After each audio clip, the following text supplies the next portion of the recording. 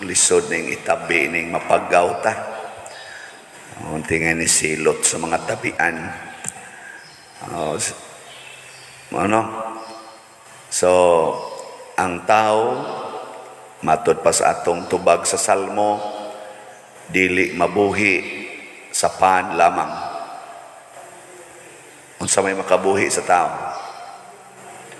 Ang tanang pulong nagikan sa bakba sa Dios.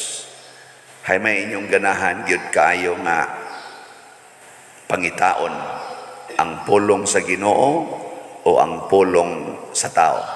Adi ang pulong sa Ginoo. Ang pulong sa Ginoo o pagkaon sa lawas. Hindi man mamutubag og tarong. Hay may makatagbaw ninyo karon panahon na ba? Unsa may makatagbaw ninyo? Pulong sa Ginoo o pagkaon sa lawas? Pulong sa Ginoo. Sa ato pa, pwede ra mo guway kanon.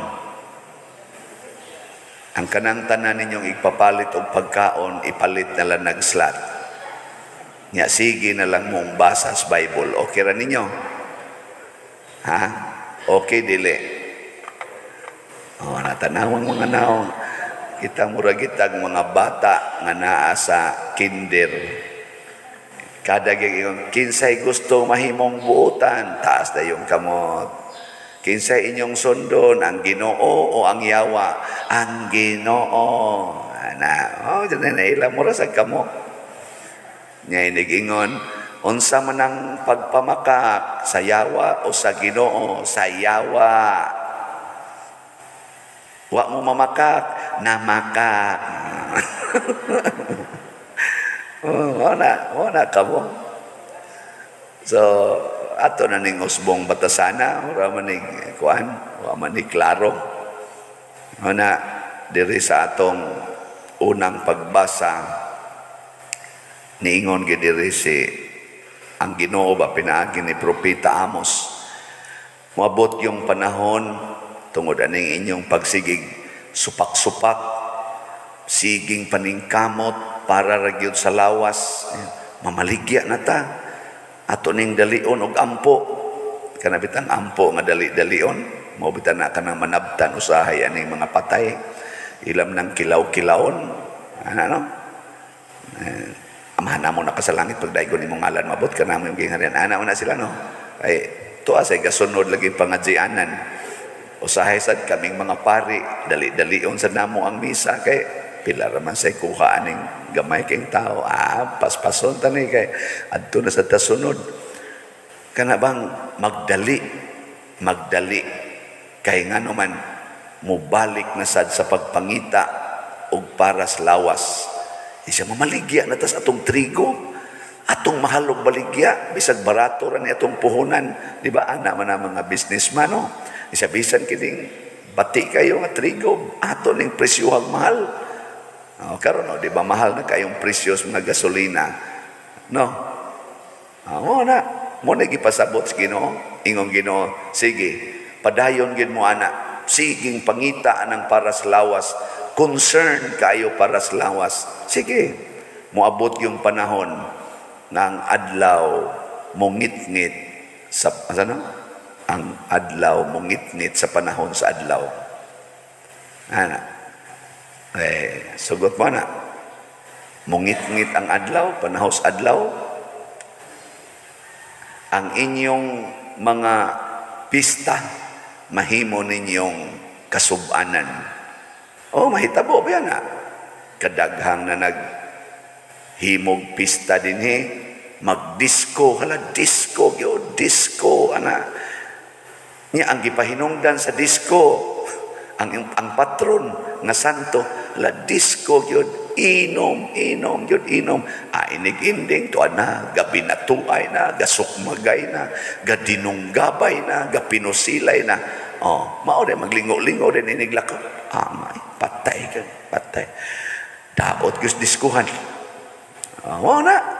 Kay wa man mahaom. Panahos pista, halatari, tari yun, sugal, kay Haron Aligre, sugal yun, adto sa sugalan, magsinukmagay, magkiniha, amang sana, magdinunggabay, magpinatyanay, anahimong kaguol ang pista. Di na tinood. Mo na, sigit ang pista, muratag mga buang, kamo sa mga chapel leaders, appear na sa mga barangay kapitan o officials, mo approve sa daan ng mga buhat na dili haom sa pagsaulog sa pistas Ginoo. Wa na mahasubay sa pulong sa Ginoo. Di ta pwede mag-aligre kung ang atong gamiton pulong sa Ginoo. Di ta malipay, kinahanglang itang gamitag yawa-yawa, sama ng sugal, hubog-hubog, disco, mga batanon, siging adtos disco, hapit wa na gipang sulob ang mga babae, gagmay na lang kay gipamutang, diri short pa imo perting mugbuwa. Kuyog sa ng mga uyab nga, muana sag panagsa, hangtod kaadlawon, ikakadlawon nga paris-paris og uli, mga hubog na, hasta mga babae, pertisang mo inom, dali kayong muparking ang motor ngadtos Hagonoyan, ngadtos Kasagingan, adtos Kamanggahan, adto rin mo parking. Amo na, dinas kahubog, dinas kasabog, nangamabdos, nawa tuyuan. Dini dayon, pabunyag dayos bata, pertiramang nindotag mga ngan, state side yun, murasag adik angan, ba, di natakasabot, unsa na ning mga ngana. Kay payunik lagi, payunik, wa na gyud maminaw sa Ginoo, unsay ihingan para sa bata. Nakanabang Diyos nun nangan. Halahatag na mga ngan. Kisay ngan ani, RC. Naku, ndo tagod. Siyang papa ni Kula man sad. So, ang iyang anak, RC. Kula. Ay, daghan kay mga ano, di natakahibaw ako, magbasa ko. Di na, sila rasay gabuot-buot sa pronunciation. Akamugod ka ng inyong mga naong, kinsa may gabuot ron, pulong sa Ginoo, kamo. Ay, tanawa na inyong mga naong. Mauna, si Mateo sa atong ebanghelyo, daghan kay siyang kwarta. Kay, kubrador man siya sa buhis. Naman siya opisina. Daghan man ni kwarta kaning mangubrag buhis. Kay naam na sila percentage. Pero pag ingon ni Jesus, sunod ka nako, gibiyaan gid tanan. Kay sa iyang pagkadaghag kwarta, gigutom na siya sa pagpaminaw sa pulong sa Ginoo. Kana lang magpa-counseling nako dire. Nay uban mga kwartahan kayo. Daghag kwarta, aghag sakyanan, nindot og sakyanan, pero inig istorya namo, wa agani kasugod og tabi, porti nang hilak. Dangoy-ngoy nagmayo. Nako nung gahilak man ni siya nga daghan man kay ni siya kwarta. Kami gani dinhi nga wa kayo halidig slat, lipay gani. Ay sus, di as kasing-kasing unya inig trace nako sala. Ang sala muna mo balik yung kung adto sa sala. Padir mubiya untas kabit ang akong bana. Nako ayaw sana. Sa dahilan sa siya kay nalipay pa na diha. Atong siguroon unsa may sa nimo. Karon ba unsay imong sala? Naglagot ko sa kabit padir, lami kayong patyon, hasta akong bana, may na kayong patyon padir, way batasan, ako nagantos kong ngayon, siya wa, yun maghuna-huna, biyaan rami dire, lami kayong patyon, ako, kana mo'y kwaa na, higugma adayon ang kabit, higugma imong bana, bisag di pa na mo uli, okay na kayo. Mo anha namin magsigig istorya, kwaa ng imong sala, kaya na-appeal naman hinoon ka dito silang kabuang, nagpakasaha man sa kagalagot-lagot man kayo sa, unsaon paghigog mas kabit pa dir, di madapa dir, I must be honest to myself, unsaon, magpa-plastic-plastic ko, nako, ayaw papaplastic, genuine yun nga gugma, wa man sa day kasabot o gugma, kaya ang iya sa day gihuna-huna nga gugma, kanam sa day emosyonal, emosyon ba? Ang gugmang tinud-anay, parehanin kang Kristo, nga bisag gibitay na sa cross, gahilak na siya, padayon gyapong nahigugma sa mga makasasala. kana mo'y gugma. Dili ng emosyon nga mokilig ka. Parehas pare, mokilig sa madre, or madre mokilig sa pare. Di na mao. Di na gugma. Gana ka na. Gana. Naipanahon nga di nakaganahan. Pero you should decide to love. Nga naman di ay. Kamong mga asawa rong ni adin eh. Giganahan pa mo na inyong bana? Ha? Giganahan pa mo? Wa na eh. Dugay nang nawa. Pagitaon na kainggana. Ay kamo sang mga banang ni aron din eh. Kamong banang naminaw ron aning akong kuan. Giganahan pa mo na inyong asawa? Oy, damag-damag na lang. Murabag ka na bang, murabag uwan ba? Mubuhabog ka diyot. Huwag tanay. Sus, pangitaon na kainggana. Pero ang gugma, magpabili na. Bisag wa na'y gana. Ugmao na ang imong pangitaon. Diin man gikan ang gugma, gikan sa Ginoo, gasa sa Ginoo, pangayo sa Ginoo. Lord, give me the grace to use the gift of love you give me. Di na ko kamaong mugamit sa gift of love.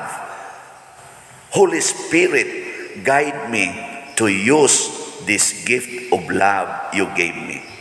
Hatagi ko grasya nga makahamao kong mugamit aning gugma nga imong gihatag nako. Kana, mo na'y gamita, tanawa. Di ba igsulti ni mo ana, igtanaw ni mo kabit sa imong bana, mukalitlag kanindot ang naong. Oh, moingon din ka, I love you, day. Ibuong ko to ang kabit, yabag, nung sabto siya. Kusmod kay naong ang kabit, kay kibaw man siyang ikay-asawa. Pero ikaw smiling kay kaniya. Ya, nahibuong sa gang, anong smiling na kay kaniya. Nga naman, tungod kay ang pulong sa Dios, nag-ingon man, higugma ang imong kaaway, pasayluag kapito. Nya, mihigugma naman kas Ginoo, awa na, natuman, ang imo narong kalipay, mauna ang pagtuman sa pulong sa Ginoo. Mauna na'y kalipay ang tinud-anay. Kan abang maka-feel na ka, nga nakahimo ka, unsay gisugo sa Ginoo. Huwag mo kasabot.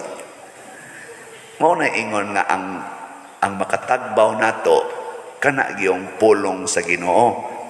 Pasabot, tumana ang tanang pulong, lipay kay ka. Hasta sa itong kasugo nimo, lipay sad. Nanglitan, kamong mga asawa, kung moingon mo sa inyong bana, uli og sayo. Nya mo pa uli sa siyang sayo, malipay mo, mag-uol. Tubag, lipay. Kamong mga bana, kung moingon mo, day, di sa koron mo uli, karong gabi una. Nya ang imong asawa moingon sa, okay, good kaayo, take care. Malipay ka, dili. Bana, tubag. Di ba manubag ay malipay oy, malipay yun nga naman, nana mo enough time sa imong kabit. O niya, iniguli ni mo nasakpan man kasi imong asawa niya, imong asawa niingon dayon sakitas gibuhat imo dong oy. Ang imo di ang pag-overnight dili man dito related sa imong trabaho, related man dito sa imong bisyo. Kamu man din nagkuyog sa imong kabit, perting sakita, pero nothing gonna change my love for you. Asa may imong bation, isip bana. Oy, lipay kay ka. Nga naman, gisabot ka sa imong asawa. Oh, di ba? Tuog dayon ka, kay kapoy man kay imong lawas. Tuog ka dito. Nya atimanon pa jud ka sa imong asawa, pero gato ang luha. Pero gasige lang yan po katiman. Ang bana, moabot yung panahon nga mudot na siyang kasing-kasing. O maghilak na imong bana dahil sa ilo ako dahil nadadyo ko sa akong kayawanon. Din ako mubalik dito. Sunod simana na lang. Nana siya ay 7 kaadlaw niya. Sunod simana pa man siyang balik. Kanindot anak. O niya, pagdayong ika-unong kaadlaw na crash mas motor, nabangga man, namatay man imong bana. Asa man to padong? Wata kay ba o? Basig malangit. Pero wa siya kabalik. Nganong mo man siya mobalik dito? Kay nagmahal man kaniya.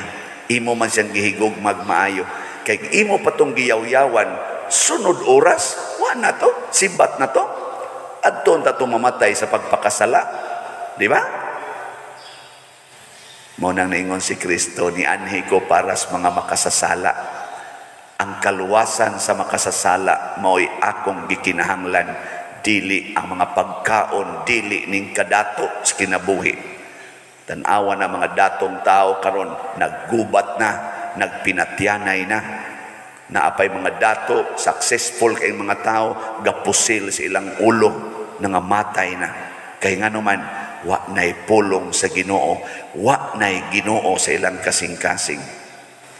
Karon bitaw galisod kog lakaw kay sakit kayo akong nihubag ba ni tungod sa kaon.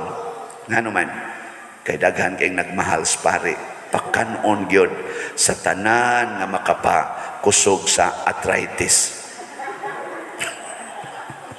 Sige sa kong kaon kay lami lagi kay tanan karong ni sakit na ni action yung kong lingon ako di mada isa pa doon giluto ra ba ni para nimo di na mada mamatay ko anag sayo sa to pa ang pagkaon di ay wa na ibili basta ang lawas mo reklamo na, di ba? Unsa na may akong kinahanglan?